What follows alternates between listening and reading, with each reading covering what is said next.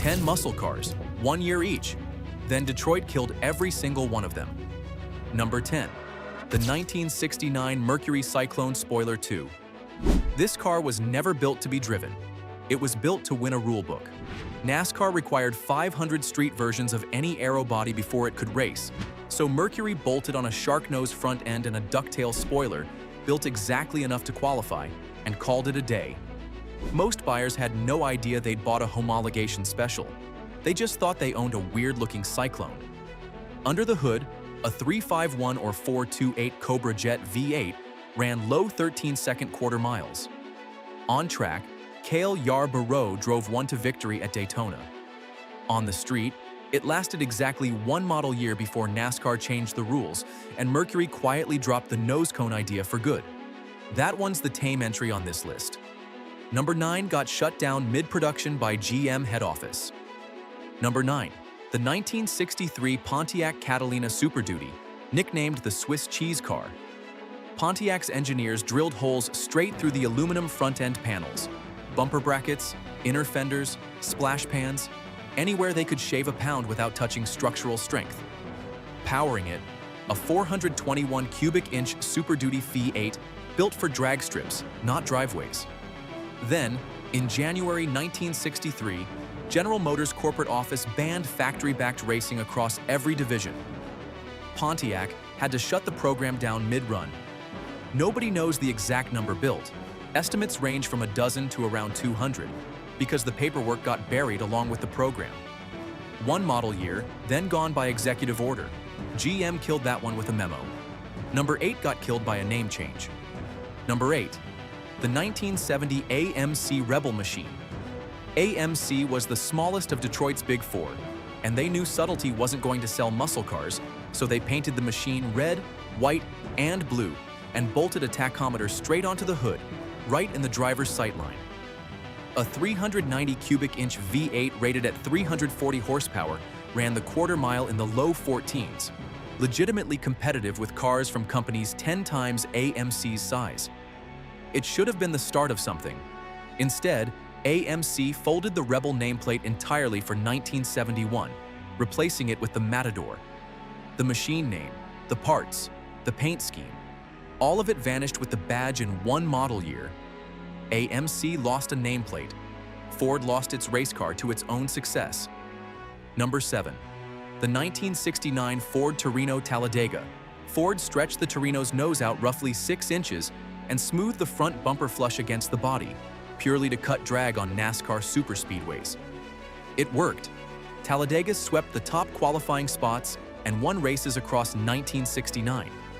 But Ford needed 500 street cars to legalize it, and every big block engine they had was already earmarked for racing, so most Talladegas left the factory with a base 428 Cobra Jet instead of anything wilder, making this one of the rare muscle cars where the race version was faster than anything you could actually buy. By 1970, Ford's aero budget dried up and the name disappeared for good. That one won on the track and still got canceled. Number 6 went almost illegal on a technicality. Number 6, the 1969 Chevrolet Camaro KOH-POH956OZEL1.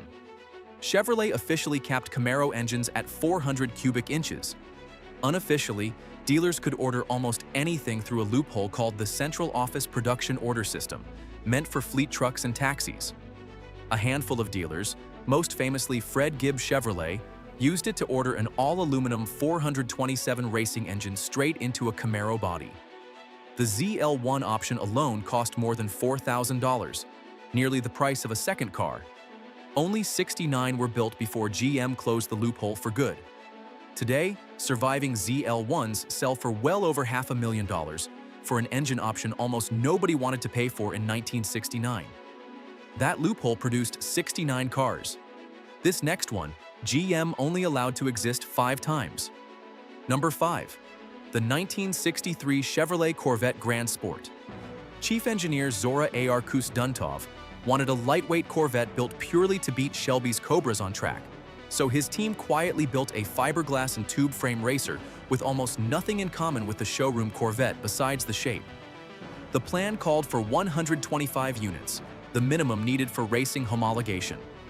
GM's corporate racing ban killed the program after exactly 5 cars were finished. Those 5 technically shouldn't have existed at all. They were built using budget hidden inside other departments, against GM's own policy. Today, each of the 5 surviving Grand Sports is worth more than most private jets. 5 cars, 1 violation of company policy.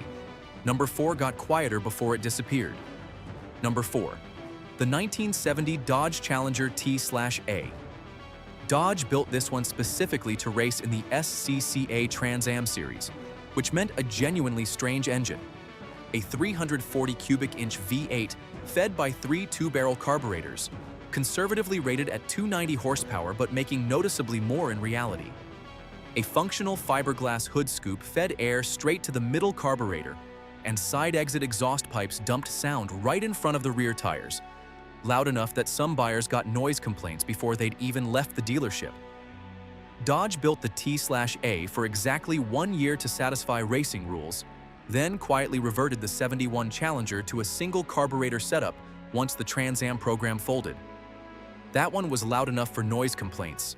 Number 3 only got quieter, and far rarer. Number 3. The 1971 Hemi Cuda convertible. Plymouth redesigned the Barracuda's styling for 1971 alone, giving it distinctive elephant ear hood scoops and a reflective billboard stripe that never appeared on any other model year.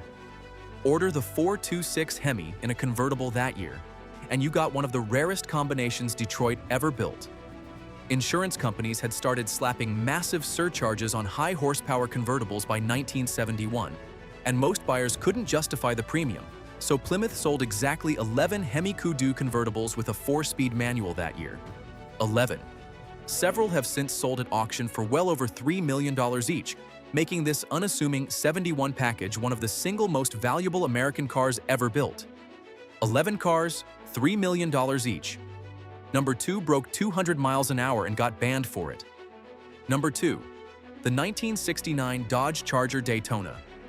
Dodge grafted an 18-inch nose cone onto the front of the Charger and mounted a wing nearly 2 feet above the trunk on vertical struts, purely to cut drag at NASCAR speeds. It worked almost too well. In March 1970, a Daytona became the first stock car in history to officially break 200 miles per hour on a closed track. NASCAR's response was swift.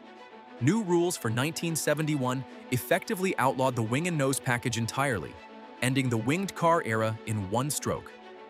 Dodge built 503 Daytonas in 1969 to satisfy homologation.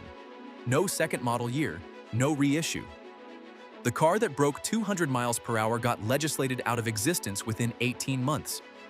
That one got banned for being too fast. Number 1 got banned for being too much of everything. Number 1. The 1970 Plymouth Superbird. Built to bring Richard Petty back to Plymouth after he'd jumped to Ford the year before, the Superbird took the Daytona's aero formula and pushed it further. A 19-inch nose cone, a rear wing tall enough to clear the trunk lid at speed, and a horn that literally played the Roadrunner cartoon's beep-beep sound. Plymouth needed 1,920 road cars built to legalize it for NASCAR, so dealerships got stuck with cars regular buyers didn't want. Some sat on lots for over a year, and a few dealers reportedly converted unsold Superbirds back into standard Roadrunners just to move them. On track, it worked exactly as designed.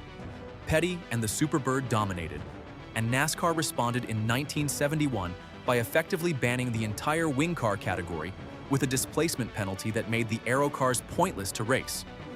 Plymouth built the Superbird for one single model year, then let the nameplate disappear completely. 50 years later, surviving examples sell for well over $300,000 for a car nobody wanted to buy new. 10 cars, 10 single model years. Every one of them killed by a rulebook, a corporate memo, or an insurance company, not by the market. Which one of these would you actually want to own?